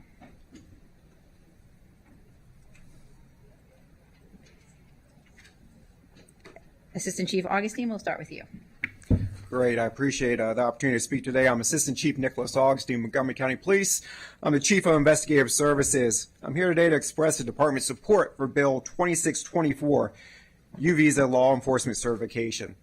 The U-Visa program is designed to protect and empower victims of certain qualifying crimes, allowing them to come forward without fear of deportation and to assist law enforcement in holding those accountable that victimize our community. It is a vital tool for enhancing safety, justice, and community cohesion. Montgomery County Department of Police reviews U-Visa petitions for all cases for which Montgomery County Police is a primary investigative agency and a suspect has not been charged. For those cases where a suspect has been charged, those petitions are reviewed by the Montgomery County State's Attorney's Office. We are only one step in the U-Visa application process, as the ultimate decision on the issuance of a U-Visa is with the U.S. Citizenship and Immigration Services. In 2024, Montgomery County Police received applications for 142 U-Visa certifications. 69 applications were certified, 64 applications were denied, of which 16 were beyond the 10-year statute of limitation on felony crimes. Montgomery County Police is committed to working with our community and believes U visas help ensure a positive relationship between victims and law enforcement. When the concern of the 10-year limitation regarding felony crimes came to the attention of Montgomery County Police, we immediately drafted policy changes to remove this restriction. As of December 11, 2024, Montgomery County Police no longer has a 10-year statute of limitation regarding felony crimes. Since that time, there have been 4 applications for certification that have been approved that previously would have been denied. The department looks forward to continuing to work with the council on this initiative and have further conversations as the legislation moves forward. Thank you. Thank you so much. Ms. Miller? Good afternoon. Nice to see all of you. Happy New Year. I'm Deborah Miller, the Director of Maryland Government and Community Relations for the JCRC of Greater Washington. Our agency, as you know, represents over 100 social service agencies, synagogues, and Jewish schools throughout the region. We work to build strong relationships and coalitions with other communities in pursuit of justice, equity, and tolerance for all. I'm here today in support of Expedited Bill 2624, also known as the U-Visa Uplifting Victims and Immigrant Safety Act. It will remove the statute of limitations for granting legal immigrant status to victims of violent crimes who assist in police investigations. This legislation resonates strongly with our Jewish community as it encapsulates our commitment to social justice and standing up for others. The JCRC has a long history of endorsing policy measures that protect the most vulnerable, including immigrants and refugees, as well as survivors of intimate partner violence. Our Jewish tradition commands us 36 times in the Torah to welcome the stranger, as we know what it feels like to be a newcomer and to be surrounded by people who are hostile. In Montgomery County, we have been leaders in advocating for the immigrant community. Over the years, our synagogues have worked closely with other interfaith leaders to resettle refugees from Syria, Afghanistan, and Ukraine. And along with our wonderful partner, Identity, we've helped newcomers from the southern border. Secondly, we place a very high premium on combating intimate partner violence. We advocate on behalf of JCADA, the Jewish Council Against Domestic Abuse, whose mission is to end intimate partner violence and empower survivors so that our entire community feels safe and secure. The U-Visa Act will strengthen protections for victims of sexual assault, human trafficking, and domestic violence who work with law enforcement, as you just heard, to investigate and prosecute these crimes. Given the current climate of anti-immigrant rhetoric and proposed policies that could have a chilling impact on an individual's willingness to cooperate, passage of the U-Visa Act is more urgent than ever. The JCRC is committed to ensuring that Montgomery County remains an inclusive, compassionate, and welcoming community where everyone feels safe regardless of their immigrant status. We appreciate the County Council's proactive work to swiftly respond to the changing circumstances on the ground, and for these reasons, the JCRC supports Expedited Bill 2624. Thank you very much. Thank you very much. Ms. Montalban? Buenas tardes, Presidenta del Consejo y demás miembros. También reitero mi agradecimiento a quienes introdujeron y lideran la ley 2624 de los concejales Natalie Fanny González, Glass y Lutke. Okay. Good afternoon, Council President and other council members. I want to express my gratitude to those who have introduced and have led Bill 2624, Council members Natalie Fanny González, Glass, and Lutke.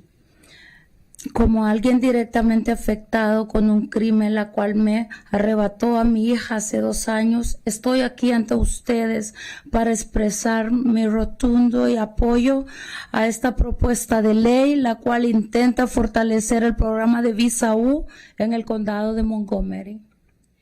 As someone directly affected by a crime that took my daughter from me exactly 2 years ago today, I am here before you to express my full support for this bill, which seeks to strengthen the U-Visa program in Montgomery County. Este proyecto de ley garantiza que las certificaciones de la visa U sean justas y consistentes con la ley federal y estatal, dándonos la oportunidad de colaborar con las autoridades sin temor a una deportación y así sacar los delincuentes de las calles. Al proporcionar seguridad y estabilidad a las víctimas, también se fortalecen los esfuerzos con la policía y lucha contra el crimen. This bill ensures that U visa certifications are fair and consistent with federal and state law, giving us the opportunity to collaborate with authorities without fear of deportation and thereby remove criminals from the streets. By providing security and stability to victims, efforts with the police in fighting crime are also strengthened. Sin esta protección, muchas víctimas de delitos no se animan a denunciar crímenes, creando así un ambiente de más inseguridad, todos en el condado, y más miedo en nuestra comunidad inmigrante. Al buscar justicia es importante castigar a los criminales y proteger a las víctimas y sus familiares. Without these protections, many crime victims will not dare to report crimes, thus creating an environment of more insecurity for everyone in the county and more fear in our immigrant community. In seeking justice, it is important to punish criminals and protect the victims and their families. Como les comenté, hace 2 años que perdí a mi hija y no puedo dormir hasta encontrar justicia. Por favor, ayúdenme con mi dolor apoyando este proyecto de ley y ayuden a proteger nuestra comunidad. Gracias. As I mentioned, it's been 2 years since I lost my daughter, and I will not sleep until I find justice. Please help me with my pain, support this bill, and help protect our community. Thank you. Thank you. Thank you very much. Ms. Barrett? My name is Alice Barrett. I'm a supervising immigration attorney with CASA. Thank you so much for having me today. I would like to emphasize the attack we're witnessing on our neighbors, friends, and families by the incoming administration at the federal level, and that we at CASA see this as a call to action. We're more determined than ever to stand up and fight for what is right, and at every level, from local communities to state governments, we'll work tirelessly to defend the rights and freedoms under threat. These are spaces where we can still have a powerful impact through organizing, engagement, and empowering of local officials to protect our communities from harmful and divisive policies. We'll ensure together that our voices continue to shape the future. The Montgomery County Uplifting Victims and Immigrant Safety Act is an important step in the right direction of protecting immigrant communities. By removing the arbitrary 10-year statute of limitations on U visa certifications, it will help ensure that immigrants who have been victimized and supported our local law enforcement, thereby keeping our entire communities safe, are able to continue to come forth and provide such support without fear of deportation as a result. Building this trust without an expiration date is instrumental at this time when our communities are being instilled with fear and targeted with hateful rhetoric. CASA has a long history of supporting U visas. CASA's legal department has assisted hundreds of CASA members individually in the pursuit of a U visa, and that's only a small percentage of the amount of people who reach out to us to obtain information regarding U visas. Every month, we hold multiple Know Your Rights sessions and clinics, providing free legal consultations to dozens of our members. And at virtually every one of these events, there are some members who have been victims of crime here in the United States. As an attorney, I have seen the violence and harm that they have suffered. I've represented young women who will remain anonymous by name, but who, some as mere girls, were sexually assaulted or abused by people who they thought were there to protect them and provide them shelter. In some of these cases, these women waited many years to pursue a U visa because they were simply not aware of this as a pathway to legal status, given vulnerability as limited English language speakers and given low income, making them unable to afford an attorney. Had it not been for the U visa program, along with foster care support that some of these women were able to receive here in Maryland, they would have been forced to continue living in the shadows at the behest of their abusers and others like them who prey on the most vulnerable. I therefore commend Montgomery County for considering this U visa bill, Bill 2624, and hope that it will become local law as soon as possible to keep our communities safe. Thank you. Thank you very much. Mr. Fon? Good afternoon, Council President. Good afternoon, Council President, members, and everybody. My name is Amos Fon, and I'm a proud immigrant from Cameroon, a member of CASA, and a resident of Montgomery County in Maryland. It's an honor for me to be here today before you to share my own story and uplift the voices of millions of immigrants who, like me, face uncertain futures as we look towards the incoming administration. As an immigrant, I know firsthand the fears that many members of our community experience every day. For those of us who have fled violence, instability, and injustice in our home countries, the terror doesn't end when we cross a border. It continues with the constant fear of immigration enforcement. In my case, I witnessed some of the most horrific acts unimaginable. In my home country of Cameroon, I lived through a brutal period of violence and genocide perpetrated by a civil war that's been going on for more than 8 years. I saw my neighbors and friends murdered, and I knew speaking out against these atrocities would put my life at risk. This is why I had no choice but to flee. I arrived here with my wife, but unfortunately had to leave my children behind. Every day I think of them and hope for the day when they can be reunited with us in safety. The U visa is a lifeline for immigrants who are victims of violent crimes. It allows us to assist law enforcement in investigating those responsible for the crimes committed against us without the fear of being deported. This bill removes barriers that prevent people from coming forward to seek justice, especially those of us who are most vulnerable. It ensures that victims can report crimes and help law enforcement without the constant threat of deportation hanging over us. And it's more imminent now than before. This legislation is crucial for ensuring that all individuals in Montgomery County, regardless of their immigration status, feel safe and protected. Everyone deserves the right to live free from violence and fear. The Uplifting Victims and Immigrant Safety Act is an important step towards creating a community where all are valued and have access to justice. Thank you. Thank you very much.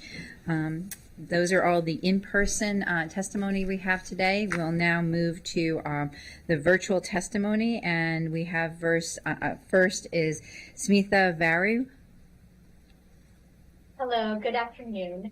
My name is Smitha Varia, and I'm the acting director at the Montgomery County Family Justice Center with the Sheriff's Office. The Montgomery County Family Justice Center serves residents who are victims of domestic violence. We offer free wraparound services to residents who are victims of domestic violence. Our services include safety planning, counseling, legal advice and representation, job support, medical services, and criminal services through our many wonderful partners that work under one roof. This year, we are on target to serve 2,000 victims and survivors of domestic violence. Domestic violence is about power and control. Offenders perpetrate physical, emotional, financial, and sexual abuse. They do whatever is necessary to have power over the victim and to control what they can and cannot do. I wanted to talk specifically today about serving the immigrant community. Just like the diversity of Montgomery County, the people we serve at the Family Justice Center reflect that same diversity. And we know that immigrant victims face additional threats, intimidation, and manipulation from their abusers. Examples include threatening deportation if the victim leaves the relationship, failing to file papers to legalize immigration status, hiding or destroying the victim's important papers, including a passport, identification card, birth certificates, and even keeping the victim from learning to speak English. In order to help these victims and survivors, the U visa program is an essential part of their path to healing. Many times, they are scared to report the abuse because they think that they will have to leave the United States. Along with the services I mentioned earlier, we offer immigration legal services. The Montgomery County Family Justice Center partners with Catholic Charities, who have volunteers at our office every week to meet with our clients to guide them in applying for a U visa. The county's 10-year limitation on assisting crime victims in their U visa application process needs to end. Many times, it takes domestic violence victims years to come forward due to the trauma they have experienced. This legislation will show immigrants that Montgomery County supports their right to safe life free from violence. No one deserves to be abused, and the Family Justice Center is here to support all victims, regardless of race, religion, culture, gender identity, sexual orientation, or their immigration status. I wanted to thank Council Members Glass, Fanny Gonzalez, and Luque for introducing this important legislation. Thank you. Thank you very much. And for those who testified in person, you can stay there, but you don't have to. I just want to let you know. Our next virtual person testifying today is Cheyenne Davody. Good afternoon. My name is Cheyenne Davody, dear Madam President and members of the Council. I'm an immigration attorney at HIAS, a nonprofit international organization with its headquarters office in Silver Spring, Maryland. Since its founding in 1800s, HIAS has been providing vital services to refugees, asylum seekers, and other forcibly displaced and stateless individuals around the world, and to advocate for their fundamental rights. I'm so deeply honored to be here today, or of course virtually, to express my support for the passage of the Uplifting Victims Immigration Safety Act, introduced by Council members Glass, Bonnie Gonzalez, and Luetke. As an immigration attorney representing underprivileged immigrant communities on pro bono basis, I strongly also support this passage of the bill because it will remove the barriers for the victims to report the commission of certain crimes to local state officials by making policy directives at the local level to be no more restrictive than the federal law. Specifically, the proposed bill will help removing the statute of limitation put in place by local policy directive of the Montgomery County Police that the U visa must be filed within 10 years of the criminal activity. Yet the only limitation in filing a U visa non-immigrant petition under federal law is that the victim must file the petition within the 6 months after the date of certifying officer's signature. And in fact, under federal law, it permits the certifying officer to withdraw or disavow the certification after it has been submitted to USCIS. For example, if the victim unreasonably refuses to assist in the investigation or the prosecution of that criminal activity. The bill is in fact in line with recent USCIS regulations, reviewing and adjudicating the U visa petitions. In June 2021, USCIS implemented a bona fide determination process under which the goal of conducting initial reviews of U visa non-immigrant status petitions to be processed more efficiently and providing eligible victims of qualifying crimes with the opportunity to apply for employment authorization and deferred action from removal. So I strongly support the bill, and thank you for inviting me. Thank you very much. Next, we have Ms. Jeanette Feldner. Hello. The Montgomery County Now chapter of the National Organization for Women thanks Council members Glass, Fanny Gonzalez, and Lutke for introducing this important bill that will provide legal protected status for non-citizen victims of violent crime and or those helping to solve the violent crimes. I currently lead Montgomery County Now, an advocacy group that seeks to protect women's rights. One of our core issues is eliminating violence against women. I've also volunteered as a sexual assault outreach volunteer with VASAP, the Victim Assistance and Sexual Assault Program, as a victim advocate in the District Court's Domestic Violence Court, and I served many years on the then Montgomery County Human Trafficking Task Force. I know from these experiences that sexual assault, human trafficking, and domestic violence are problems in this county, and victims who happen to be undocumented are wary of reporting their crimes for fear of being arrested or deported. In all capacities, we have tried to reassure non-citizen victims that our county will protect them, but with the recent anti-immigration rhetoric and threats to immigrants by the incoming President of the United States and supporters, those reassurances may now be even more difficult for non-citizen victims to believe and trust. Having the U visa in place with a PR campaign to get the word out will help those who have become victims of or who can help solve violent crimes to know that they will be protected when they come forward to report the crime or help bring justice. It could help keep them and others safe from further harm.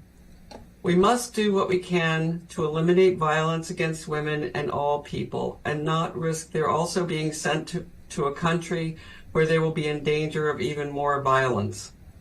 Montgomery County Now supports this bill so that no matter what happens at the federal level, our county can protect its non-citizen crime victims. We hope you will vote for the U Visa Act and get it in place very soon. Thank you very much. Thank you. Our last speaker on this is Joan Siegel.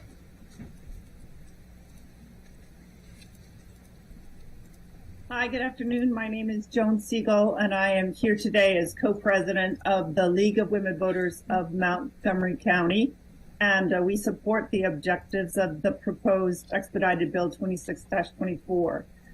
The League supports the language in proposed section 3522A-C1 that any policy directive regarding the U visa certification by law enforcement be no more restrictive than that which is allowed under federal immigration law. This provision addresses the difference between federal immigration law, which does not have a statute of limitations for when a person must submit a certification of helpfulness to law enforcement after a crime has occurred, and the local policy directive by the Montgomery County Police Department, which states that an individual must file a U visa application within 10 years of the criminal activity. We see no reason for the current more restrictive limitation by the county and support requiring the county policies be no more stringent than federal policies. We congratulate the council on its efforts to address this more restrictive policy, and I would like to also add that we thank the police. I understand that has been changed, but I didn't have the opportunity to update my words here. So the League questions the language in the second part, C2, which states that the policy directives or guidances issued by the chief of police must not be inconsistent or conflict with the standards and regulations under federal immigration law. We do not believe that provision C2 is necessary. The language in C1 directly and effectively addresses the existing issue. If federal immigration policies change, then the language in C2 may become an encumbrance to future county policies that may support efficiency within the county, but which may fall outside federal provisions. The county should have the flexibility to examine the effect of any future federal U visa policy on county policies. Therefore, we strongly urge that the language in C2 be struck because it's unnecessary and because it may inappropriately circumscribe future county policies in this area. It is the League policy to build public trust and positive community relationships through police engagement with community members, and we believe this change will help the county do so. Thank you for the opportunity to comment on this proposed bill. Thank you very much. Those are all the speakers for today. This public hearing is now closed. I thank everyone for providing their feedback on this item. Next item is item number 5, is a public hearing on a resolution to approve supplemental appropriation number 25-29 to the FY25 operating budget, Montgomery County Government Department of Technology and Enterprise Business Solutions, Co-Pilot 365 pilot program for $308,000. The source of funds is general funds, undesignated reserves. A Government Operations Fiscal Policy Committee work session will be scheduled at a later date. Those wishing to submit material for the Council's consideration should do so by the close of business on January 23rd, 2025. There are no registered speakers for this hearing. The public hearing is now closed. Next item is item number 6. Is a public hearing on corrective map amendment H-151, 12701 Piedmont Road, parcels P541 and P594. This CMA will correct a technical error in the zoning for 12701 Piedmont Road, parcels P54 and P594 in Clarksburg, Maryland. Council action will be scheduled at a later date. Those wishing to submit materials for council consideration should do so by the close of business on January 23rd, 2025. Each registered speaker has 3 minutes to speak. You'll hear a tone when your time is up, and we appreciate everyone following their allotted time. We have 2 speakers for this, one in person. The first in person is Ms. Patricia Harris.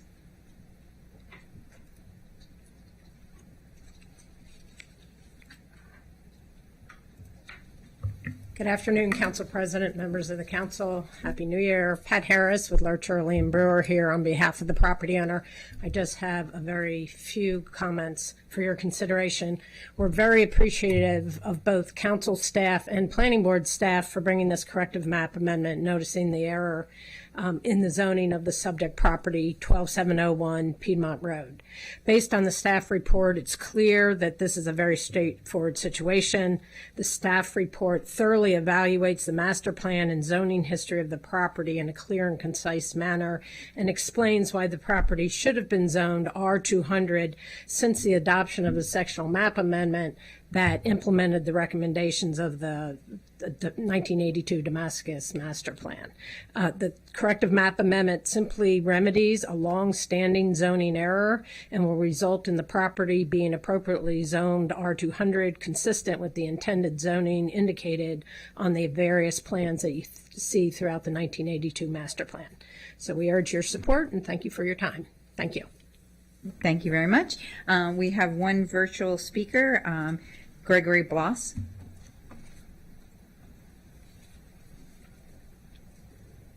Thank you. My name is Gregory Bloss. My wife and I live at 12532 Needle Drive in Clarksburg. Our home sits on a half-acre lot that adjoins the property for which the zoning correction is being considered, both on the west side along our back fence and on the north side along a narrow strip between our property and Stringtown Road. We purchased our home in July 1993 and raised our 4 children here. We were very well aware of the master plan before we decided to buy.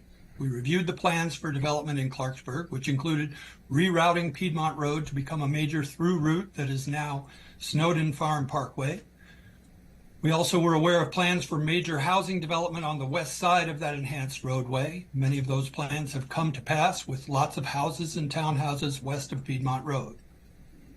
When we moved to Clarksburg, we were reassured that the development would be on the other side of Piedmont Road from our home, and that the roughly 5-acre lot behind us, that's 12701 Piedmont Road, could not be divided or developed, thereby providing a buffer between our home and the major developments in Clarksburg.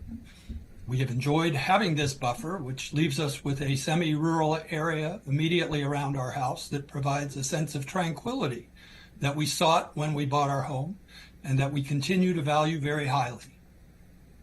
We assume that the request to correct the zoning from agricultural to R200 is being sought with the intention to develop the property at 12701 Piedmont with new housing units. This would be a significant adverse change for us. The extreme disruption during the development would degrade our quality of life at home to a great extent. Once completed, having a residential neighborhood immediately adjacent to our property has the potential to make our property appear less desirable and reduce our property value. Changing the zoning to allow development would amount to a windfall for the current owner at the expense of significant economic and psychological damage to us as longtime residents. We understand that an error may have been made in the original zoning designation. However, we relied on the information that was provided in purchasing our home, and we should be entitled to continue to rely on the determination that the land immediately adjacent to our property is not available for development. If a correction must be made, it should be accompanied by a strict moratorium on development for an extended period of at least 10 years to avoid serious adverse effects on our property value. On behalf of my wife and myself, thank you for the opportunity to share our views. Thank you so much. This public hearing is now closed. Thank you for all those who came to share their feedback on this. Our next item is item number 7, is a public hearing on a resolution to approve supplemental appropriation number 25-24 to the FY25 operating budget, Montgomery County Government Department of Health and Human Services Care for Kids program in the amount of $332,000. The source of funds is general fund undesignated reserves. An amendment to the FY25 operating budget resolution 20-526, section D, designation of entities for non-competitive contract award status, the Primary Care Coalition of Montgomery County, Maryland, Inc. Council action is tentatively scheduled for January 21st, 2025. Those wishing to submit material for the council's consideration should do so by the close of business today. There are no registered speakers for this hearing. The public hearing is now closed. Item number 8 is a public hearing and action on a resolution to approve supplemental appropriation number 25-16 to the FY25 operating budget, Montgomery County Government Department of Health and Human Services 988 Crisis Hotline Services in the amount of $2,786,948. The source of funds is state grant. Council action is scheduled immediately following this hearing. We have one very patient speaker. Ms. Alyssa Saunders is here, and you can come. You have 3 minutes.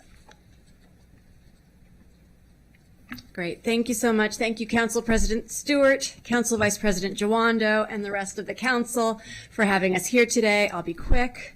My name is Alyssa Sanders, Advocacy Director for Everymind, which, as you know, provides critical life-saving work through the 988 Suicide and Crisis Lifeline for the residents of Montgomery County. We're incredibly grateful for your support in ensuring we receive the much-needed $2.7 million for the hotline in FY75. This funding is vital, especially as the demand for 988 Lifeline support continues to grow. These funds will support the hiring and retention of counselors, including those specifically focused on assisting callers with substance use disorders. In addition, this funding will also be used to complete a state-mandated security audit that will help to keep our services secure and confidential for those who rely on us in their most vulnerable moments. A portion of the funds will also be directed toward wellness initiatives supporting the mental health of our own team, who deal with high-stress situations daily.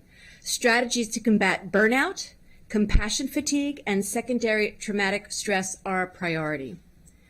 We see every day how essential these services are. For example, a young parent recently called the Lifeline for the first time. Overwhelmed by regular thoughts of suicide, but determined to stay alive for their child, they feared reaching out might jeopardize their parenting rights, but bravely shared their struggles. Those struggles were self-harm, past hospitalizations, and a lack of a safety plan. The counselor provided a compassionate, non-judgmental space, assessing risk and exploring the visitor's feelings. Together, they built a safety plan, including strategies to cope and resources for affordable therapy. By the end of the call, the visitor expressed gratitude and agreed to follow up, finding hope and support in their darkest moment.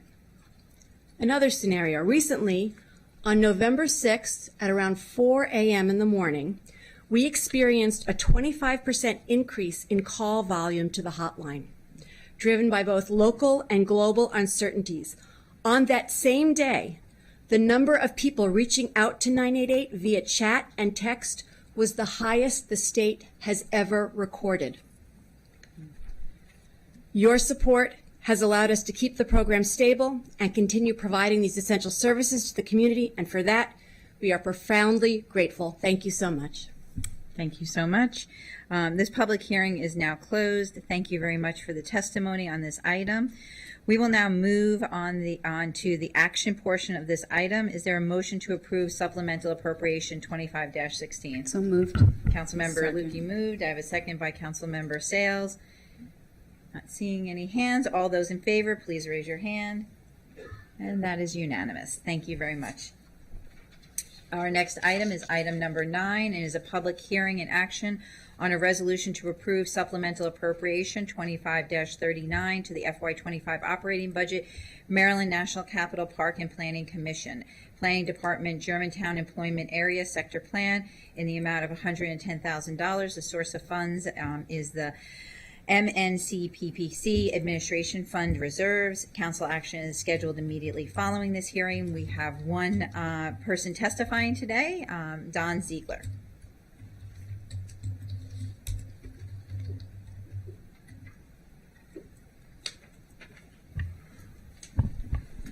Good afternoon, Council President and members of the Council.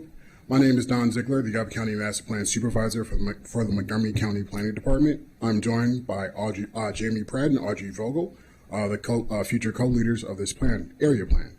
We're here to express the department's support for the supplemental funding for the Germantown Employment Area Sector Plan. This funding will build on our Germantown Employment Area Study, which was launched in May 2024. Through extensive community outreach and stakeholder meetings, we've gathered valuable feedback that underscores the need for a broader sector plan. The proposed funding request will enable us to develop employment recommendations, address road and transit safety concerns, housing needs, and community connectivity issues, and also study how to improve roadway capacity through multimodal and Vision Zero goals, and enhance community engagement in one of the most diverse communities in the country. Thank you for your consideration for this request. I'm available to answer any questions or provide any further details. Thank you very much. Thank you for being here today. Councilmember Balcom, did you want to recognize? Yes, I'd like to move that we approve this action. It's a very important sector plan, and I appreciate the Planning Board's efforts. So great. Moved. All right. All right, so the public hearing is closed. No, it's okay. Public hearing is closed. We're going to move for action. I know, we're so excited about this. And we've been sitting here listening for so long. Public hearing is closed. Action is moved by Councilmember Balcom, seconded by Councilmember Friedson. Not seeing anyone else wishing to speak. All those in favor of the supplemental appropriation 25-39, that is unanimous. Yes. All right. Those are all our public hearings for this afternoon. I want to thank all members of the public who were able to join us today. This session of the County Council is now adjourned. Thank you very much, everyone.